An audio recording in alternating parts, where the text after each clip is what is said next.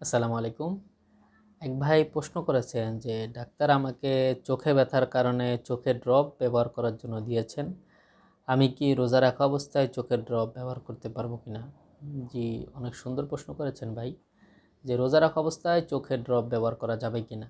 উত্তর হচ্ছে রোজা রাখা অবস্থায় চোখের ড্রপ কিংবা সুরমা কিংবা মহিলারা চাইলে কাজল ইউজ করতে পারবে, এতে রোজার কোনো ক্ষতি হবে না, কেননা এটার সাথে পাকস্থলীর কোনো সম্পর্ক নাই বা রোজা ভঙ্গ হওয়ার কোনো সম্পর্ক নাই।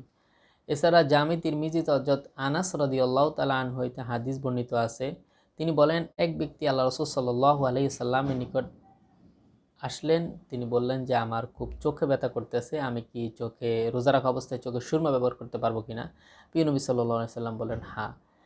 সুতরাং এ থেকে বোঝা যায় যে রোজা রাখা অবস্থায় সুরমা, কাজল কিংবা চোখের ড্রপ যে কোনো জিনিস প্রয়োজনে ব্যবহার করা যাবে। আশা করি আপনি আপনার প্রশ্নের উত্তরটি সুন্দরভাবে বুঝতে পেরেছেন।